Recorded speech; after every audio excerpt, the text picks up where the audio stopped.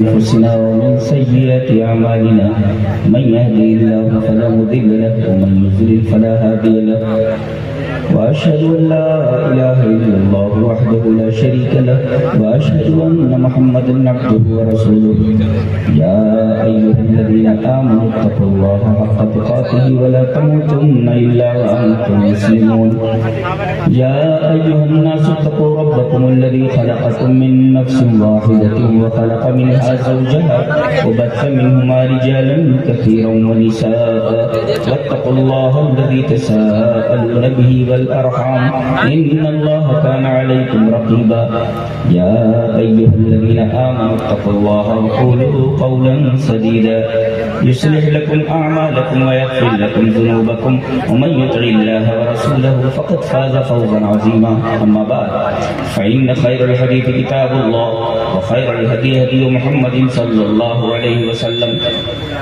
وشر الأمور محدثاتها وكل محدثة بدعة وكل بدعة ضلالة الضلالة في النار أعوذ بالله من الشيطان الرجيم بسم الله الرحمن الرحيم وما خلقت الجن والإنس إلا ليعبدون حضرات علماء کرام، محترم بزرگوں، نوجوان بھائیوں، پیارے بچوں، پردہ نشین اور آج کی گفتگو کا موضوع ہے توحید۔ تو بلا کسی تمہید کے ڈائریکٹ موضوع کے اوپر آتے ہیں۔ توحید کسے کہتے ہیں؟ واٹ از توحید؟ توحید کہتے ہیں عدم شرک، شرک نہ ہو، توحید۔ دلیل یہ حدیث پاک وعن ابی الزبیر حدثنا جابر بن عبد الله رضي الله تعالى عنه قال سمعت رسول الله صلى الله عليه وسلم يقول من لقي الله لا يشرك به شيئا دخل الجنة ومن لقيه يشرك به دخل النار رواہ مسلم کی کتاب الایمان۔ حضرت امام مسلم رحمہ اللہ اس حدیث کو ایسے ہی مسلم شریف کتاب الایمان میں لائے ہیں۔ حضرت جابر بن عبداللہ فرماتے ہیں کہ میں نے نبی کریم صلی اللہ علیہ وسلم کو یہ فرماتے سنا کہ جو اللہ سے ملاقات کرے اس حال میں کہ اس نے اللہ کے ساتھ شرک نہ کیا ہو تو وہ جنت میں داخل ہوگا۔ اور وَمَن لَقِيَهُ يُشْرِكُ بِهِ، اور جو اس سے ملاقات کرے اس حال میں کہ اس نے شرک کیا ہو یہ جاننے میں جائے گا۔ یہاں دیکھیے من لقی اللہ لا یشرک بہ شیئا کے مقابلے میں لایا گیا ہے من لقیہ یشرک بہ شیئا۔ اس کا مطلب یہ ہوا کہ توحید نام ہے عدم شرک۔ جی توحید وہ ہے جو شرک نہیں ہے، ثابت ہوا۔ کون سی ہستی، کون سی ذات ایسی ہے جو صرف اور صرف وہی عبادت کے لائق ہے، اسی کو یکتا مانا جائے اور جبین نیاز کے تمام سجدوں کو اسی کے لیے مخصوص کر دیا جائے۔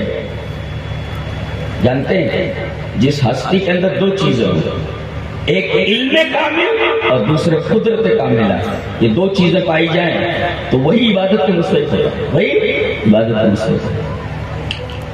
اگر آپ نے سورہ لقمان پڑھا ہے، میں تو تفسیر کا طالب علم ہوں، جس نے سورہ لقمان پڑھا ہے وہ جانتا ہے کہ حضرت لقمان اپنے بیٹے کو نصیحت کرتے ہوئے بولتے ہیں کہ میرے بچے شرک مت کرنا، شرک ظلم ہے۔ اچھا آگے چل کر کے وہ ایک بات بولتے ہیں جسے اللہ تبارک و تعالی نے نقل فرمایا، وہ بات دیکھیں، یا بنی انہا ان تکن مثقال حبۃ من خردل فتکن فی صخرۃ او فی السماوات او فی الارض یاتی بها اللہ ان اللہ لطیف خبیر.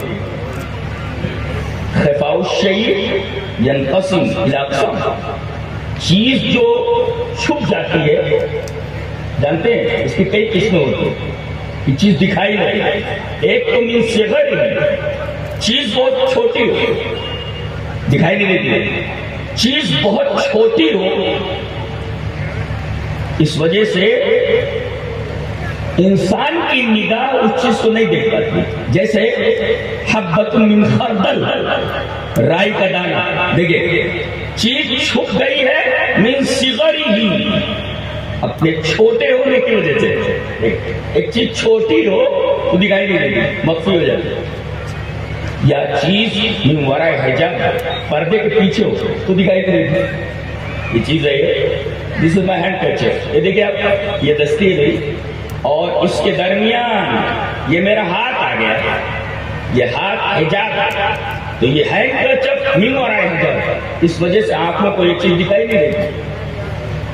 فتکن فی الصخرۃ، چٹان میں ہو، چٹان کے اندر ہو. اب دیکھیں کوئی چیز چٹان کے اندر چلی گئی، ظاہر ہے کہ وہ من وراء حجاب، پردہ آ گیا درمیان میں. جی پتھر کو توڑو تو وہ چیز دکھائی دے گی. اس کا مطلب ہے کہ وہ چیز اس وجہ سے دکھائی نہیں دیتی کہ وہ چٹان کے اندر ہے، من وراء حجاب.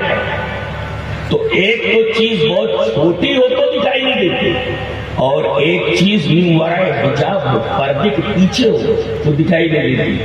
اور تیسرے کافی فاصلے پر ہو، او فی السماوات، آسمان کی پہنائیوں میں ہو تو دکھائی نہیں دیتی.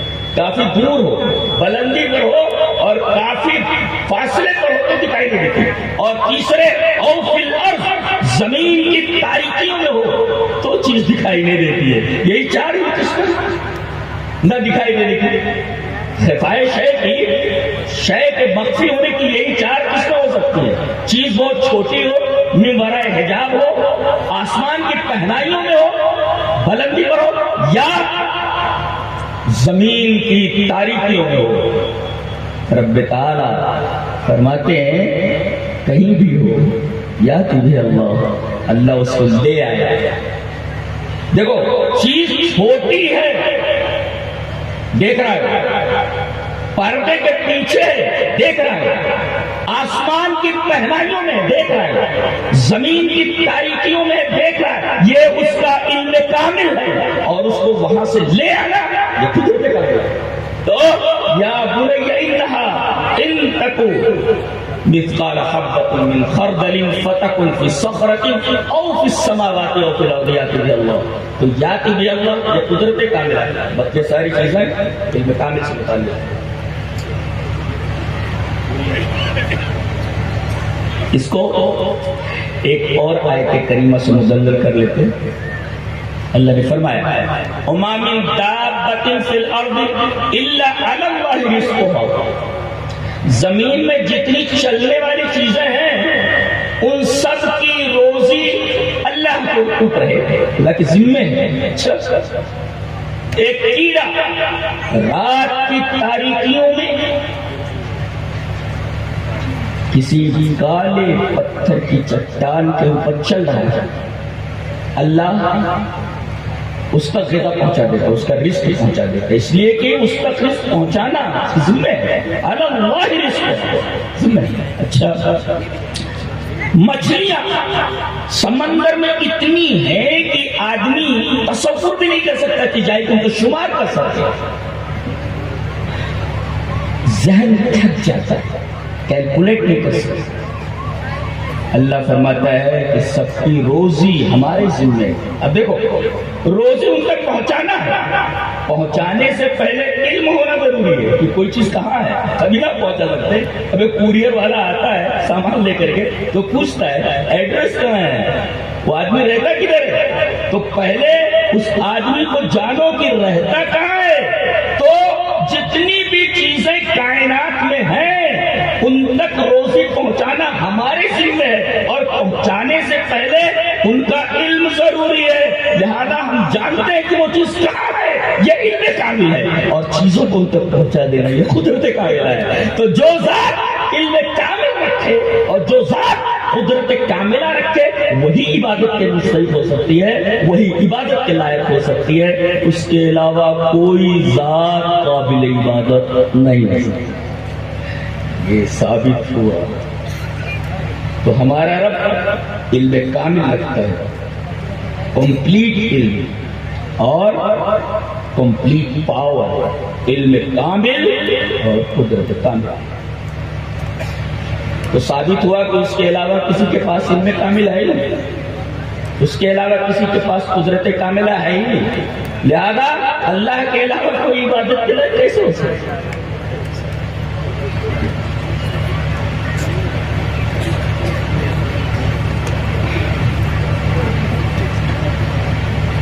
توحید کی برکت پر ایک حدیث لے کر جاؤ علماء سے, شاید آپ نے سنی ہو, علماء تو جانتے ہی ہیں. آپ کے حوالے پہلے حدیث پڑھ لیتا ہوں. حدیث اس طرح وان عبداللہ رضی اللہ تعالیٰ عنہ قال قال رسول, میری طرف متوجہ ہو جائے, یہ مکمل ہے حدیث, بہت ہی اہم ہے. وان عبداللہ رضی اللہ تعالیٰ عنہ قال قال رسول اللہ صلی اللہ علیہ وسلم انی لعارف آخر اہل النار خروجا من النار. کیا کوئی پرابلم ہوتا ہے؟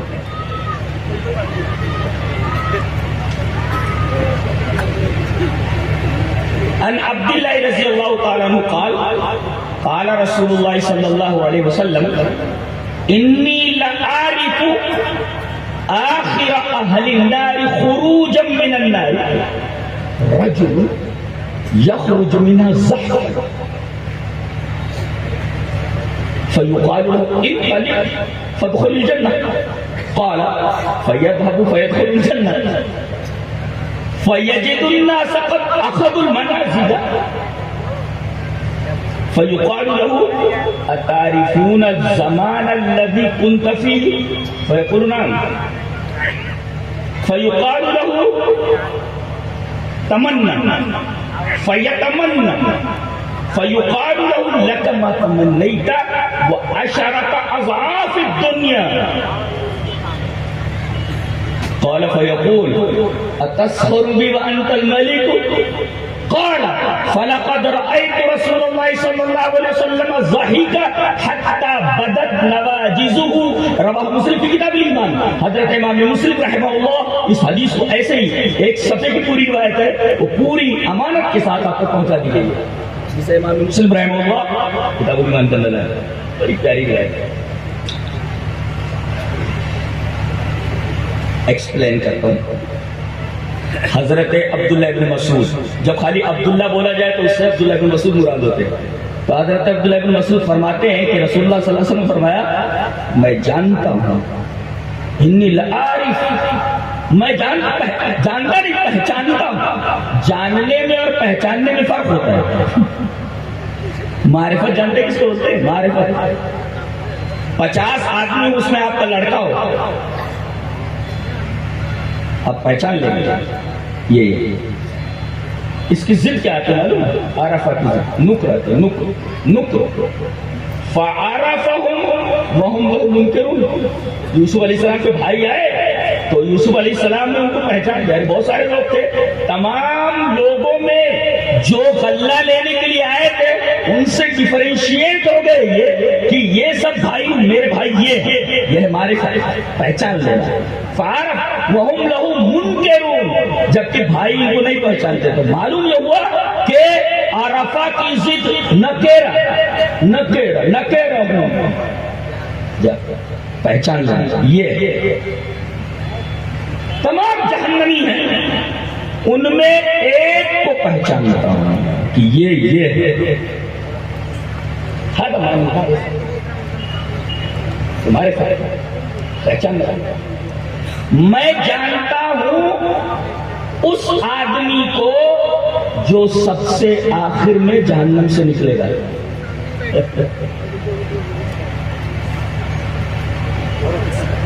جہنم میں گیا کہ نہیں؟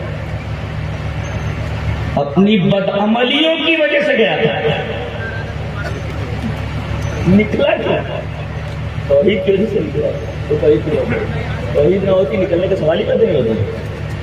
یہ گیا کیوں تھا؟ اپنی بدعملیوں کی وجہ سے گیا تھا. اور نکل کیوں رہا ہے جہنم سے؟ توحید کی وجہ سے.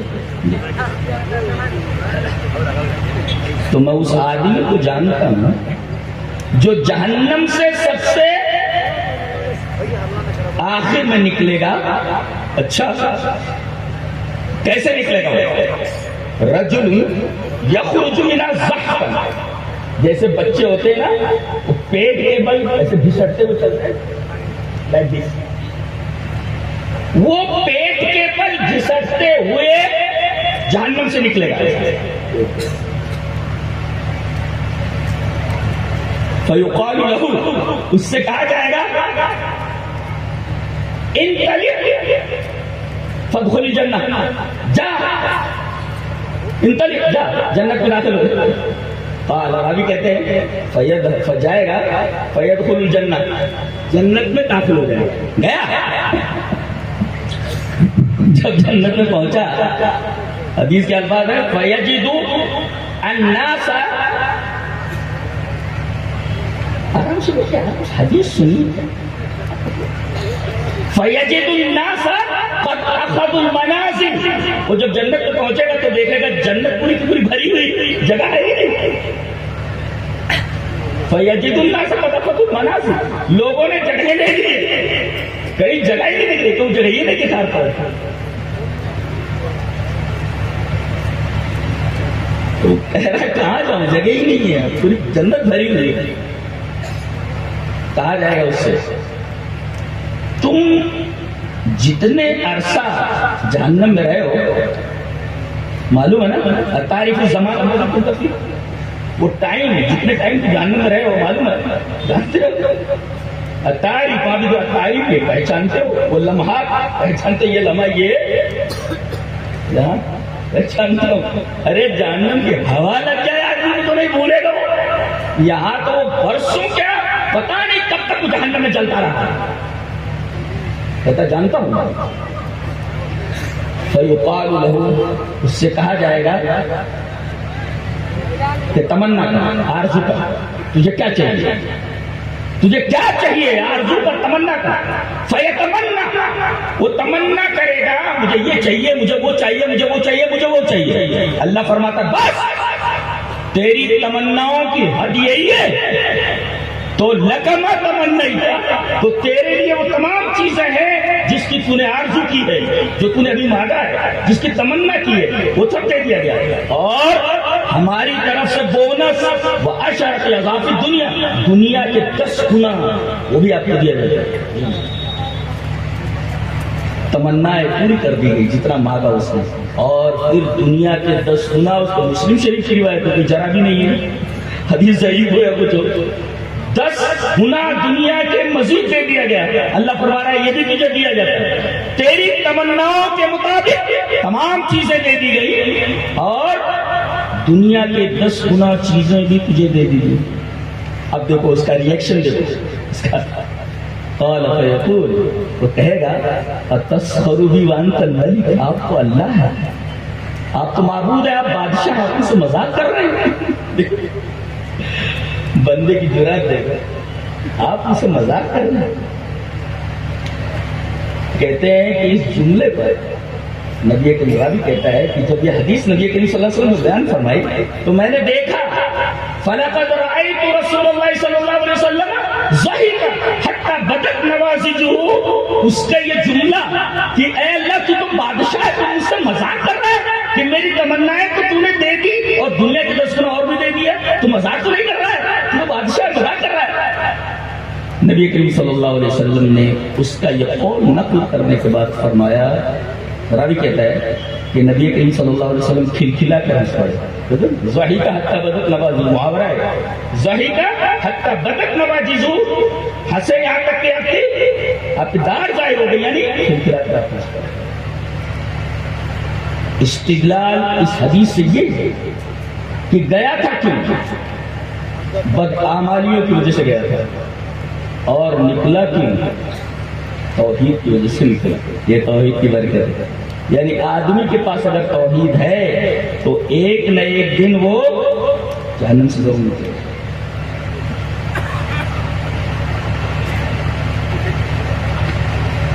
توحید کی برکت پر یہ روایت بھی دیکھیں. حدیث اس طرح وعن ابی ذر رضی اللہ تعالیٰ عنہ قال قال رسول اللہ صلی اللہ علیہ وسلم یقول اللہ تعالی یا ابن آدم لو عملت قراب الارض خطایا ولم تشرک بی شیئا جعلت لك قراب الارض مغفرة. رواہ احمد کی مسندی. حضرت امام احمد بن حنبل رحمہ اللہ اس حدیث کو ایسے ہی مسند احمد کے اندر لائے.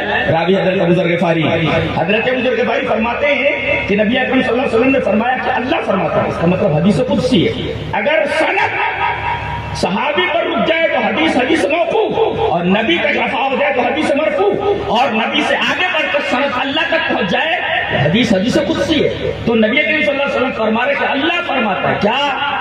یا ابن آدم، اے آدم کی اولاد، لو عملت قراب الارض خطایا، زمین بھر کر تو اگر گناہ کر لے،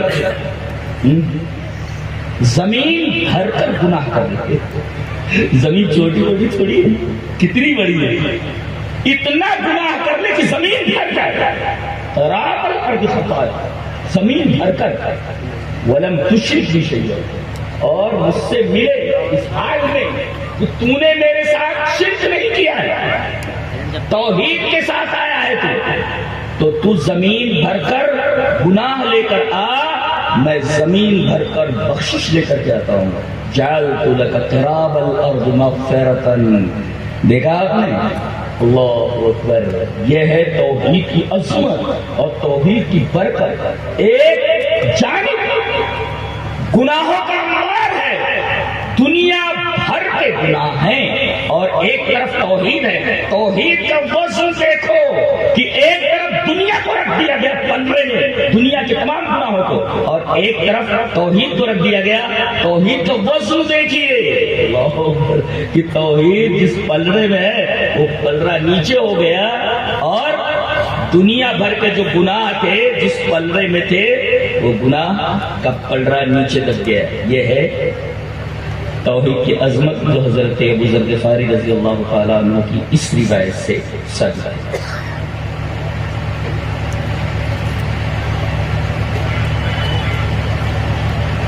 انسان کو جو پیدا کیا گیا ہے جانتے ہیں کس لیے؟ توحید کے لیے پیدا کیا گیا.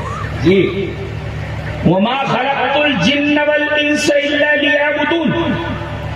میں نے جنوں کو اور انسانوں کو اس لیے پیدا کیا ہے تاکہ وہ میری عبادت کریں. جانتے ہیں لیعبدون کی تفسیر کیا کی گئی ہے؟ لیوحدون، تاکہ وہ میری توحید پکڑے، تاکہ وہ میری توحید اختیار کرے. اور عجیب بات تو یہ کہ ایک جگہ شکر کا لفظ آیا ہے لیکن مفسرین نے اس کی تفسیر توحید سے کی. جیسے شیطان کو جب اللہ تعالیٰ نے راز درگاہ کیا چل نکل یہاں سے بھاگ، تو اس نے کہا کہ تو نے اس کی وجہ سے مجھے گمراہ کیا. آدم کو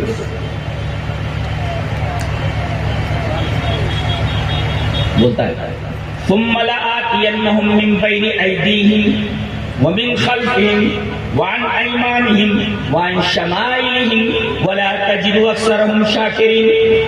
میں ان کے آگے سے آؤں گا، میں ان کے پیچھے سے آؤں گا، میں ان کے دائیں سے آؤں گا، میں ان کے بائیں سے آؤں گا، اور ان میں سے اکثر کو میں شاکر نہیں چھوڑوں گا. شاکر ولا تجد اکثرہم شاکرین. شاکرین کی تفسیر موحدین سے کی گئی ہے کہ اس کی پوری کوشش یہ ہوگی کہ لوگوں کو شرک میں مبتلا کر دے اور توحید سے دور کر دے، اور اپنے اس مشن میں وہ تقریباً کامیاب ہو چکا ہے.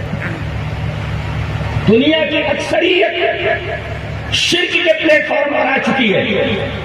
بڑے تھوڑے لوگ ہیں جو شکر کے پلیٹ فارم پر ہیں اور توحید کے پلیٹ فارم پر ہیں.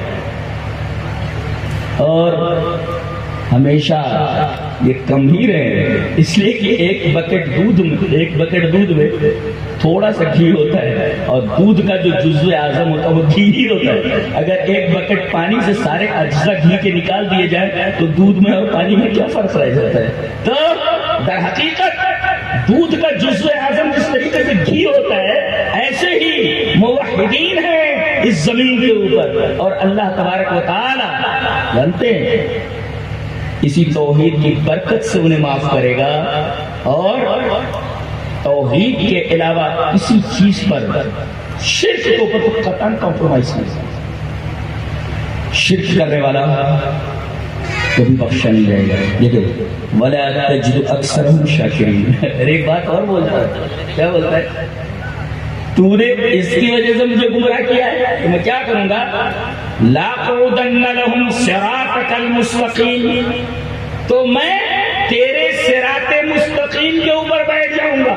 دیکھو شیطان کو معلوم ہے کہ جنت کی طرف جانے والا ایک ہی راستہ ہے، صراط، تیرا راستہ، اضافت ہے نا، اور اضافت کی چیز مخصوص ہو جاتی ہے۔ صراط تیرا راستہ، اور تیرا راستہ صراط مستقیم، اس پر بیٹھوں گا میں، اس پر بیٹھوں گا۔ خود تو معلوم ہے کہ جنت کی طرف جانے والا راستہ ایک ہی ہے، دنیا کو پٹی کیا پڑا رکھی ہے، چار راستے جو جنت تک جاتے ہیں۔ یہ عجیب غریب فلسفہ نہیں ہے، یہ راستہ بھی جنت کی طرف جاتا ہے، یہ راستہ بھی، یہ امام کا راستہ جنت کی طرف جاتا ہے، یہ امام کا راستہ جنت کی طرف جاتا ہے، یہ جاتا ہے، وہ جاتا ہے۔ بڑے خوش نصیب ہیں آپ لوگ جو دین کو مضبوطی سے پکڑیں۔ اچھا دین نام ہے کس کا؟ دین نام ہے کس کا؟ دین نام ہے قرآن و حدیث کا، یہی آپ کو دیا گیا تھا، یہی آپ امت کو دے کر گئے۔ دلیل یہ حدیث پاک ہے۔ وعن ابی ہریرہ رضی اللہ تعالی عنہ قال قال رسول اللہ صلی اللہ علیہ وسلم انی قد ترکت فیکم شیئین لن تضلوا بعدہما کتاب اللہ و سنتی۔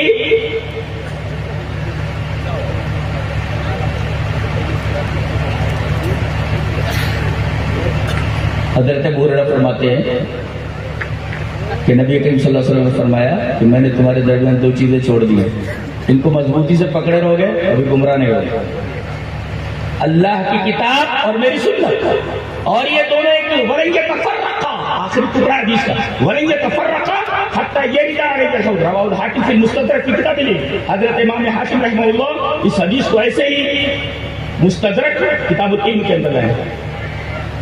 یہ دونوں ایک دوسرے سے جدا نہیں ہو سکتے، جی قرآن اور حدیث، انہی کا نام دین ہے، دین۔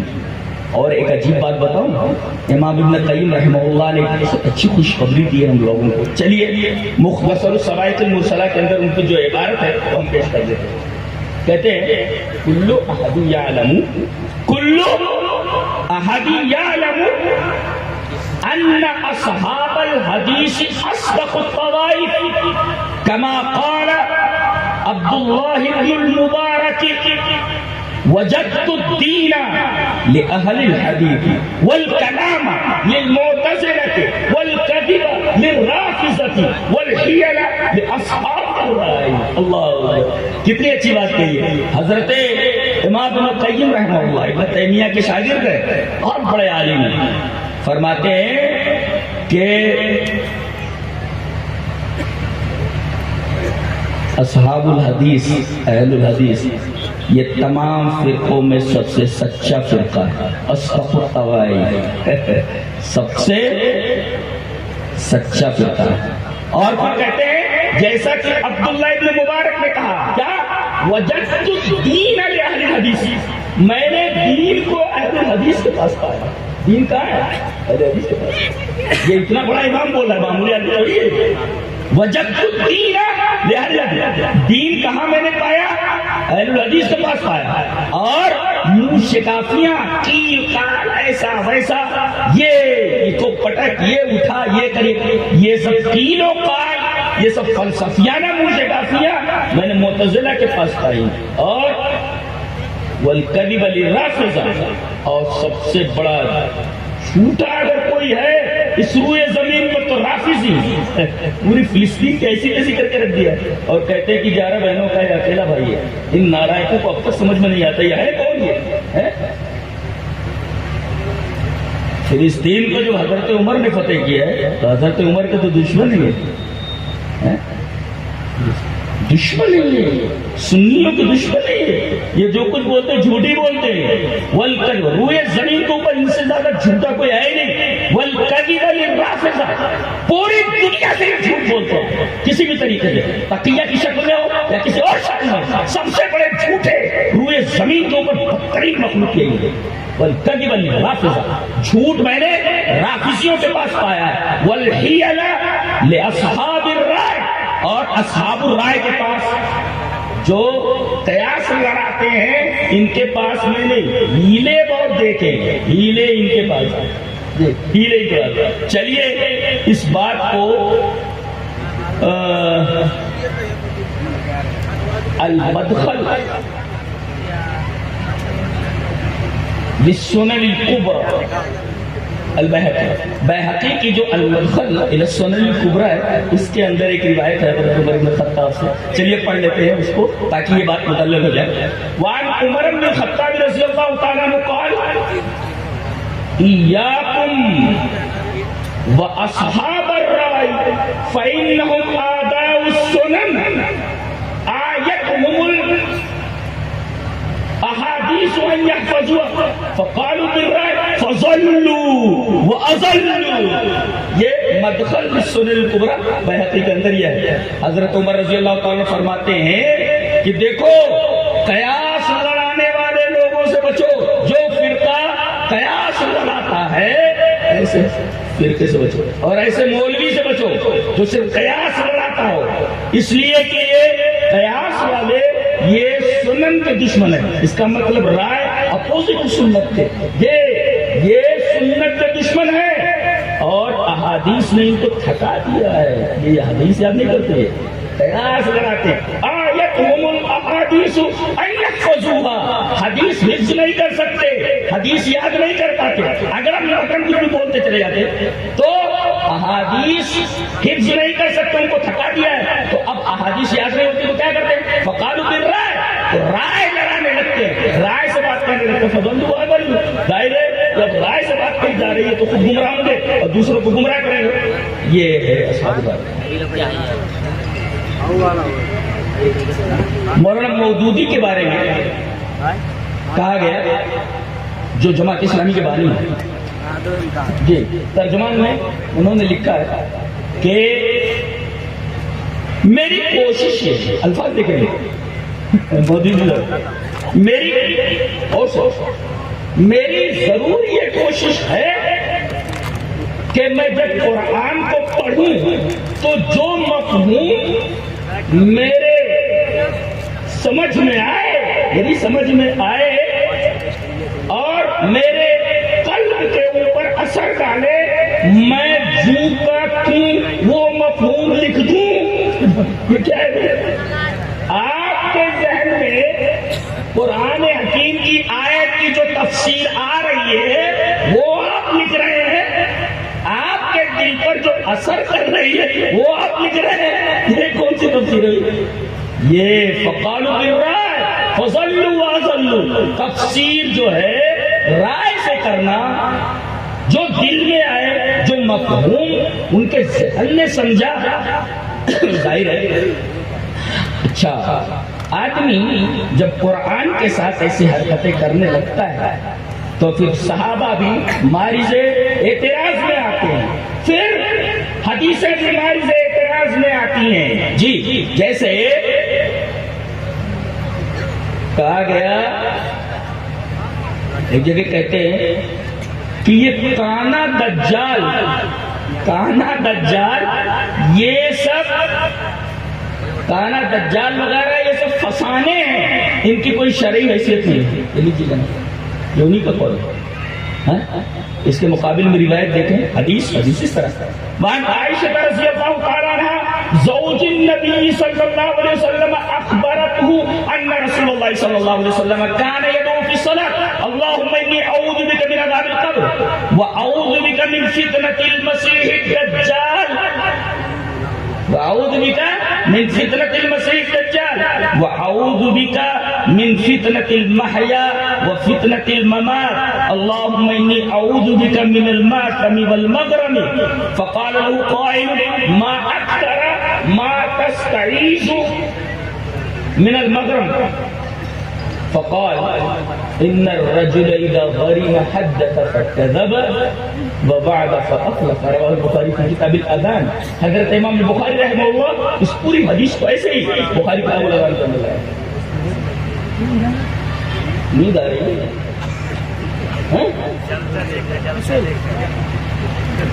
دھما لے رہے ہیں.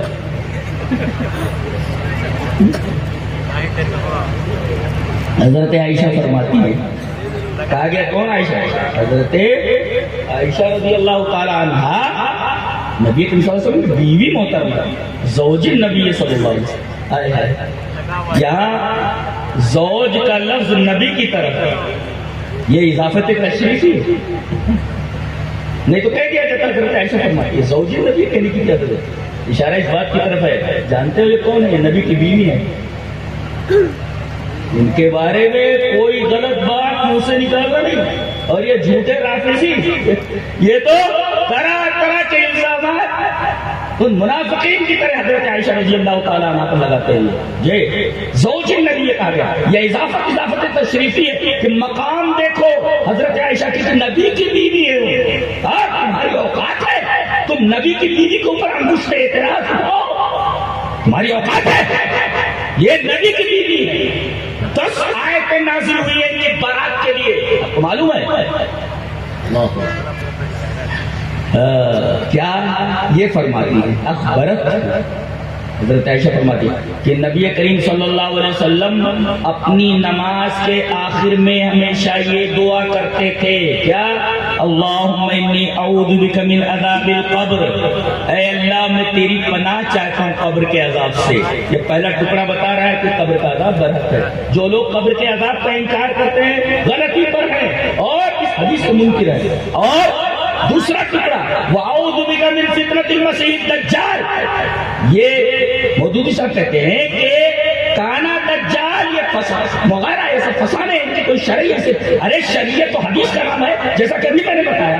پھر یہ کہنا کہ یہ سب کانا دجال وغیرہ یہ فسانے ہیں, تو یہ فسانہ نبی کریم صلی اللہ علیہ وسلم کو بیان فرمایا. بات کہاں تک جا رہی ہے؟ فرمایا وَأَعُوذُ بِكَ مِن فِتْنَةِ الْمَسِيحِ الدَّجَّالِ, اور میں پناہ چاہتا ہوں مسیح دجال سے. مسیح دجال سے.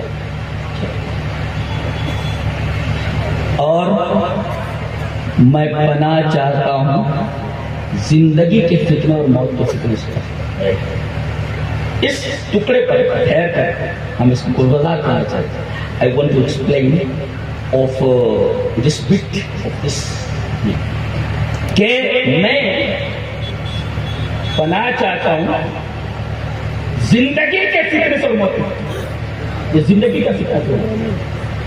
2 چیزیں پیش آتی ہیں انسان کو, شبہات کا فتنہ اور شہوات کا فتنہ.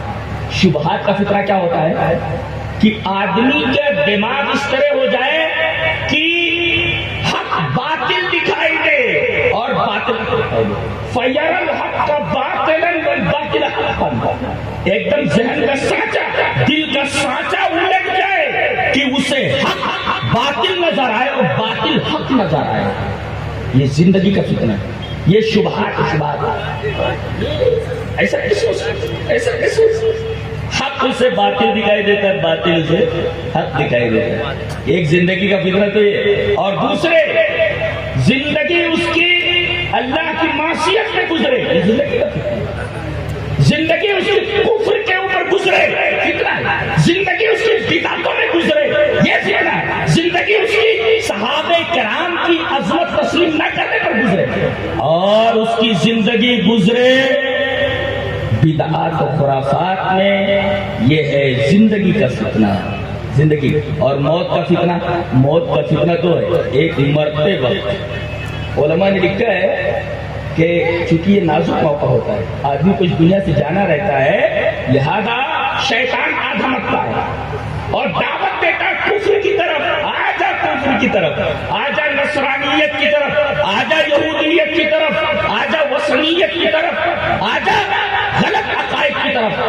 بڑا نازک مرحلہ ہوتا ہے، اس نازک مرحلے میں وہ بہکانے میں کامیاب ہو جاتا ہے بڑی حد تک، اگر آدمی کا ایمان درست نہیں ہے۔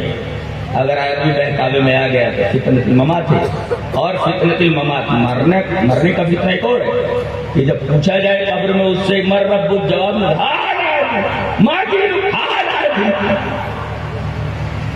من هذا الذي بعث فيكم، یہ کون ہے جو تمہارے درمیان بھیجا گیا، یعنی نبی، یہ ہے موت۔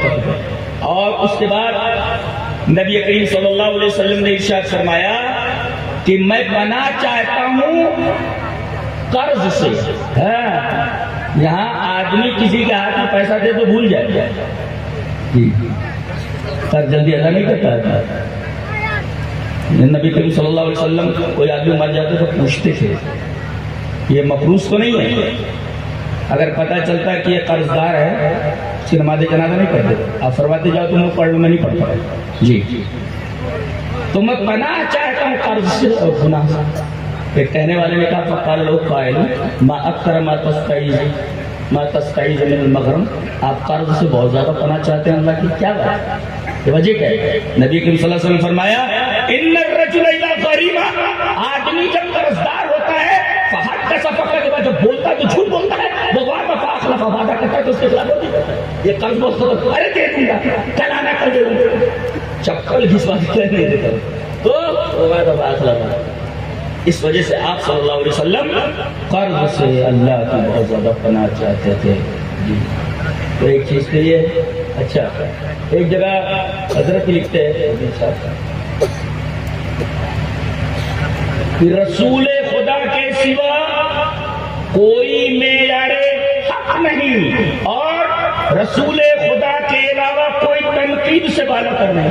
راستہ کھل گیا، صحابہ کرام کو تنقید کرو جی، صحابہ کرام معیار حق نہیں ہے، قرآن بولتا ہے فَإِنْ آمَنُوا بِمِثْلِ مَا آمَنْتُم بِهِ فَقَدِ اهْتَدَوْا، اگر اس طرح یہ ایمان لائے جس طرح میرے رسول کے صحابہ ایمان لائے تو یہ ہدایت کیا، گویا رسول اللہ صلی اللہ علیہ وسلم کے صحابہ یہ معیار حق ہے، اور یہ حضرت کہتے کہ معیار حق نہیں ہے، اور ان کے اوپر تنقید نہیں کر سکتے۔ نبی نے منع فرمایا کہ میرے صحابہ کو برا بھلا مت، تو یہ کہتے تنقید سے بالا کر رہی ہے تو تنقید کرو، تنقید کیوں لو؟ عثمان ایسے ہیں تو انہوں نے ایسے کیا، انہوں نے ایسے کیا۔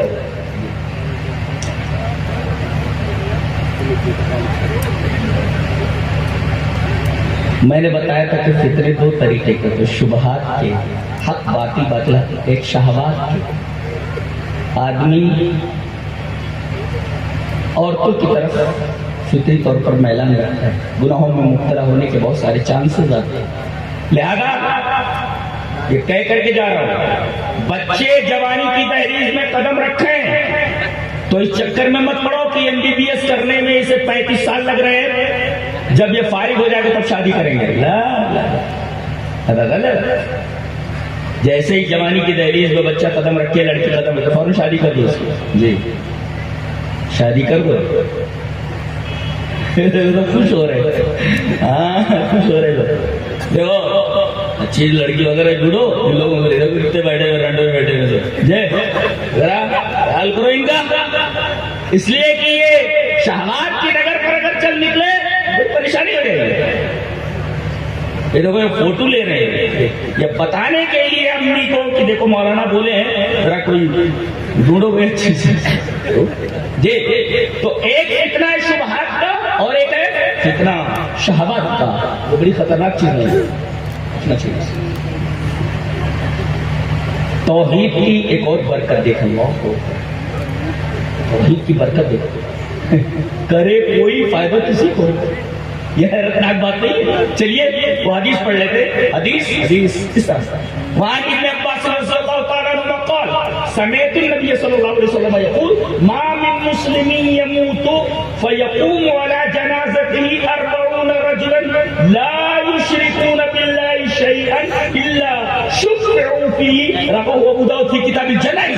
حضرت امام ابی داؤد رحمہ اللہ ابو داؤد شریف کتاب الجنائز کے اندر یہ روایت اسی طرح لائے، راوی حضرت عبداللہ ابن عباس ہے۔ حضرت عبداللہ ابن عباس فرماتے ہیں کہ میں نے جناب محمد رسول اللہ صلی اللہ علیہ وسلم کو فرماتے سنا کہ کوئی مسلمان مر جائے اور اس کی نماز جنازہ 40 ایسے آدمی پڑھ لیں جو اللہ کے ساتھ شرک نہ کرتے ہو تو اس کی بخشش ہو جاتی ہے. دیکھ شفعو کی، دیکھو لفظ شفعو کی تشریح کرتا ہوں. شفعو کا مطلب ہوتا ہے جب بندہ کہتا ہے اللہم اغفر لحینا ومیتنا وشاہدنا وغائبنا وصغیرنا وکبیرنا الی آخر. اے اللہ ہمارے زندے کو بخش دے، ہمارے مردے کو بخش دے، ہمارے چھوٹے کو بخش دے، ہمارے بڑے کو بخش دے وغیرہ. تو گویا یہ اللہ سے اس کی بخشش کی سفارش کر رہا ہے. یعنی جنازہ پڑھنے والے لوگ میت کے بارے میں اللہ سے سفارش کرتے ہیں اللہ اس کو معاف کر دے. تو اگر 40 آدمی اس کی سفارش کرتے کیسے لوگ؟ قید لگائی گئی لا یشرکون باللہ موحد. لہذا وصیت کر کے جاؤ کہ ہماری نماز جنازہ وہی لوگ پڑھیں اور پڑھائیں جو شرک نہ کرتے ہیں اللہ کے ساتھ. 40 آدمی اگر کسی مسلمان کی گنہگار کی نماز جنازہ پڑھ دے، شرط یہ ہے کہ وہ بھی موحد رہا ہو. یہ اس لیے کہ شرک پر تو کوئی کمپرومائز ہے ہی نہیں. تو 40 آدمی اگر نماز جنازہ پڑھتے ہیں اللہ شکر ہوگی تو ان کی جو سفارش ہے کہ اللہ اس کو بخش دے، ان کی سفارش قبول ہو جاتی ہے.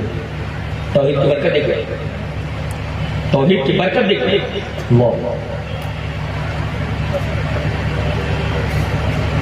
توحید سے مراد جانتے ہیں کیا؟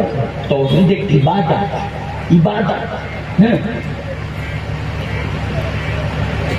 توحید ایک عبادت. توحید is oneness of Allah. اللہ کی یکتائی، عبادت میں یکتا ماننا. جی مودی صاحب نے بڑی کر دیا. کیا عبادت کا مطلب لیا ہے انہوں نے کہ عبادت جو ہے یہ مقصود نہیں ہے. عبادت کا مقصود ہے اقامت الدولت الاسلامیہ، یہ اسلامی حکومت قائم کرنا، یہ مقصود ہے. اچھا چلیے اس بات کا رد کرتے ہیں حدیث سے. ابھی رک جائیے اسی لیے جو ہم نے پڑھا ہے وہ حدیث دیکھتے ہیں. حدیث اس طرح وعن ابی سعید الخدری رضی اللہ تعالی عنہ ان رجلا اتى النبي صلی اللہ علیہ وسلم فقال ای الناس افضل، ای الناس افضل قال. ایک آدمی آتا ہے نبی کریم صلی اللہ علیہ وسلم کے پاس، آتا نبی صلی اللہ علیہ وسلم اور پوچھتا ہے ای الناس افضل، سب سے افضل آدمی کون ہے؟ آپ فرماتے ہیں یہ فلاں چیز. قال ثم من، پھر اس کے بعد کون ہے؟ پھر اس کے بعد کون ہے؟ نبی صلی اللہ علیہ وسلم فرمایا ثم فی شعب من الشعاب یعبد اللہ عز وجل ویدعو الناس من شرہ. رواہ ابن ماجہ فی کتاب الفتن. حضرت امام ابن ماجہ رحمہ اللہ اس حدیث کو ایسے کتاب الفتن کے اندر لایا کہ ایک آدمی آتا ہے اور نبی کریم صلی اللہ علیہ وسلم سے پوچھتا ہے کہ لوگوں میں افضل کون؟ آپ نے بتایا افضل.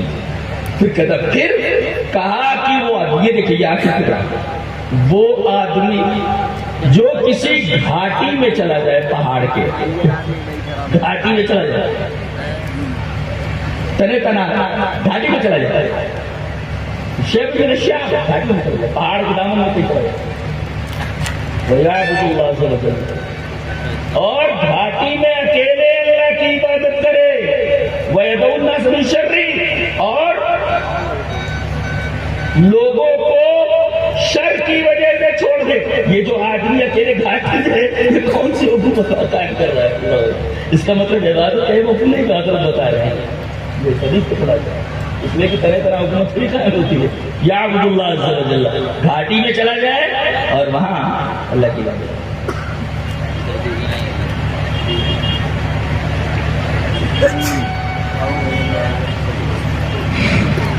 توحید کی برکت آپ دیکھیں، حدیث پاک دیکھیں. حدیث وعن عائشہ رضی اللہ تعالی عنہا ان النبی صلی اللہ علیہ وسلم بعث رجلا على سریة وكان يقرأ لأصحابه في صلاته فيختم بقل هو الله أحد. فلما رجعوا ذكروا ذلك للنبي صلى الله عليه وسلم فقال صلوا ليش يسألوا ذلك فسألوه فقال لأنها صفة الرحمن وأنا أحب أن أقرأ بها فقال النبي صلی اللہ علیہ وسلم اخبروه ان اللہ يحبه رواه البخاری فی کتاب التوحید. حضرت امام بخاری رحمہ اللہ اس حدیث کو ایسے ہی کتاب التوحید کے اندر لائے. راویہ نبی کریم صلی اللہ علیہ وسلم کی پیاری بیوی حضرت عائشہ رضی اللہ تعالیٰ عنہ. حضرت عائشہ رضی اللہ تعالیٰ عنہ فرماتی ہیں کہ ایک دفعہ نبی کریم صلی اللہ علیہ وسلم نے ایک سریہ بھیجا. سریہ کس کو کہتے ہیں؟ ما فوق المئہ.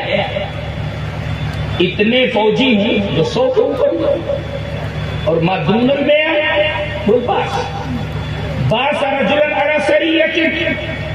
ایک سریہ بھیجا. سریہ میں کتنے افراد ہوتے ہیں؟ 100 کے اوپر اور 100 کے نیچے ہوں تو اس لشکر کو کیا بولتے ہیں؟ باس. تو حضرت عائشہ فرماتی ہے کہ رسول اللہ صلی اللہ علیہ وسلم نے ایک سریہ بھیجا یعنی 100 سے زائد لوگ. اب یہ کیا کرتے تھے حضرت؟ نماز کون پڑھاتا تھا؟ وہ جو کمانڈر ان چیف تھے وہ.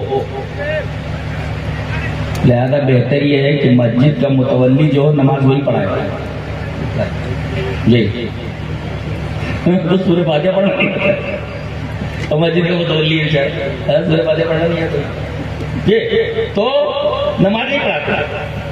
اچھا جب نماز پڑھاتے تو ہر رکعت میں سورہ فاتحہ کے بعد کوئی بھی سورہ پڑھتے قل اللہ گھسا دیتے تھے. قل اللہ ضرور پڑھتے. جیسے الحمد شریف پڑھ لی. الحمد شریف پڑھنے کے بعد کوئی سورہ پڑھے تو قل هو اللہ احد اللہ الصمد. پیچھے جتنے فوجی تھے انہوں نے تو اس وقت کچھ نہیں جانا. واپس لوٹے تو جا کر نبی کریم صلی اللہ علیہ وسلم کے پاس پوچھا. 2 باتیں معلوم ہیں. ایک تو یہ کہ کوئی بھی مسئلہ تمہارے سامنے آئے تو پہلے آستین میں چڑھاؤ. کوئی آ کر بولے ارے تمہارے بارے میں یہ کہا دیکھ لیتا ہوں اس کو. ارے بھائی دیکھنے سے پہلے تفتیش حال تو کر لے. اس نے کیا کہا ہے دیکھو. ان لوگوں نے ایک بات دیکھی کہ وہ ہر رکعت میں قل اللہ پڑھتے ہیں. وہاں اختلاف نہیں کیا انہوں نے. جی آ کر کے انہوں نے نبی کریم صلی اللہ علیہ وسلم سے پوچھا. 2 باتیں معلوم ہیں. ایک بات تو یہ کہ بات کوئی کان تک آئے تو فوراً ایکشن مطلب بات کو تحقیق کر لیا کرو. میں کہتا ہوں حدیث کے اس ٹکڑے پر اگر معاشرے میں کوئی عمل کر لے تو معاشرے کے اندر سے بہت ساری لڑائیاں ختم ہو جائیں, جھگڑے ختم ہو جائیں. کوئی آ کر کے کہا پھونک دیتا دیکھ لیتا ہوں بھائی تفتیش حال تو کر لے. انہوں نے آ کر کے نبی کریم صلی اللہ علیہ وسلم سے کہا کہ اللہ کے رسول یہ ہر رکعت میں قل اللہ پڑھتے ہیں. اچھا دوسری بات یہ معلوم ہے کہ جب بھی کوئی دینی مسئلہ ہو تو اس کا حل صرف اور صرف قرآن اور حدیث کے پاس ہے. دیکھیے انہوں نے کسی سے پوچھا نہیں, ڈائریکٹ رسول سے پوچھا. لہذا کوئی بھی مسئلہ اگر سامنے آئے شریعت کا تو دیکھا جائے کہ قرآن کیا کہتا ہے, دیکھا جائے حدیث کیا کہتی ہے. یہ ڈائریکٹ نبی کے پاس پہنچا کہ نبی اس مسئلے کا حل بیان فرمائیں گے. نبی نے کہا انہیں سے جا کر پوچھو ویسا کیوں کرتے سلو یہی شہید اسم ظاہری ویسا کیوں کرتے ہر رکعت میں سورہ فاتحہ سورہ اخلاص. تو انہوں نے آ کر پوچھا حضرت وہ جو آپ ہر رکعت میں سورہ اخلاص پڑھتے تھے ہم لوگوں نے تو اس وقت کچھ کہا نہیں.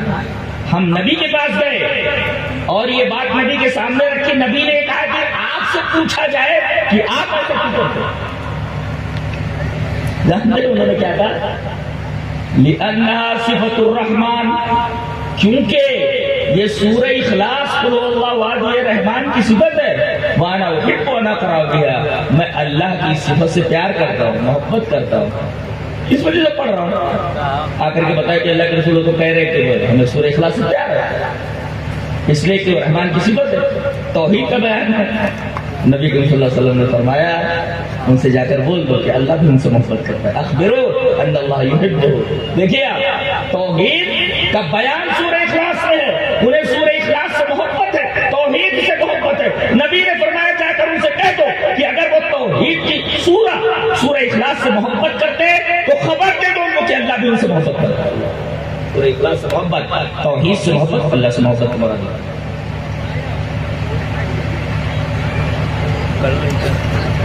ہم لوگ بولتے رہتے ڈاکٹر صاحب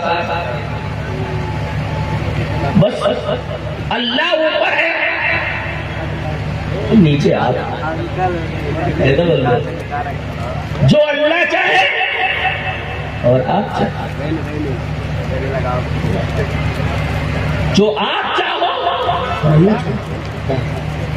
کی خطرناک بات ہے۔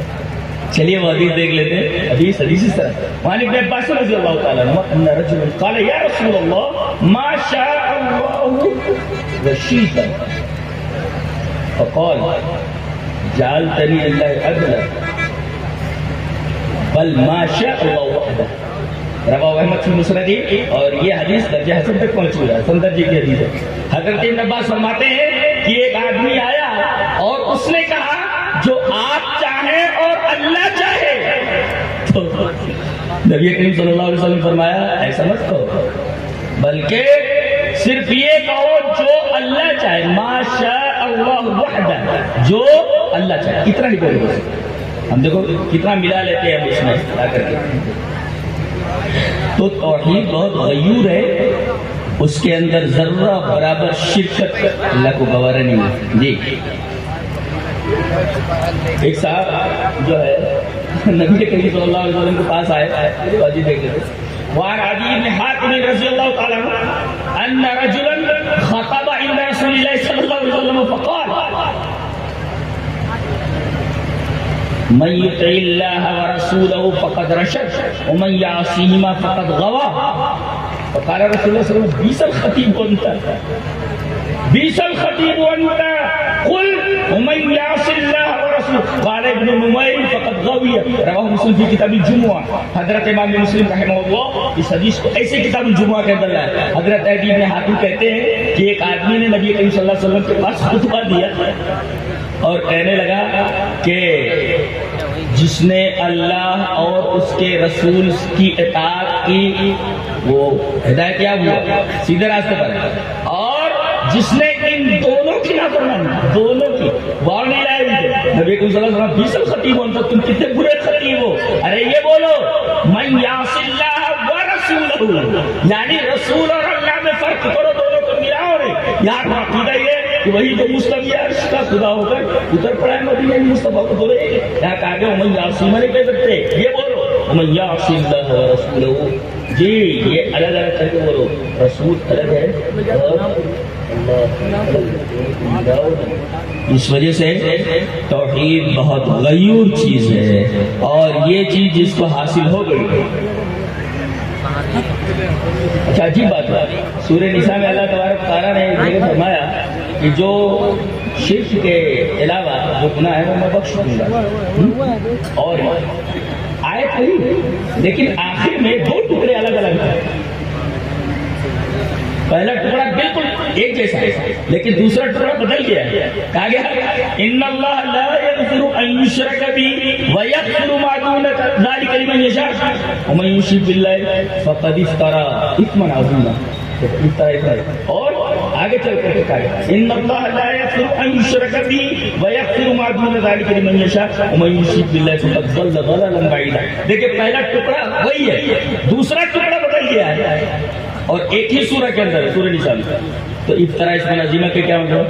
افطرا اسم عظیمہ کا مطلب یہ ہے کہ آدمی اپنی زبان سے یہ کہے کہ اللہ کا کوئی شریک ہے، یہ ہے افطرا، جھوٹ بات ہے، دنیا کا سب سے بڑا جھوٹ ہے کہ اللہ تبارک و تعالیٰ کا شریک ہے کوئی، اور اس بات کو اپنی زندگی میں نافذ کر لے، تطبیق دے دے، تو یہ ضلالت ہے۔ لہذا آدمی کو اپنی زبان سے بھی نہیں کہنا چاہیے اللہ کا شریک ہے، نہ اسے اپنی زندگی میں لانا چاہیے، تطبیق بھی نہیں دینی چاہیے، اس وجہ سے دونوں کی نفی کر دی گئی۔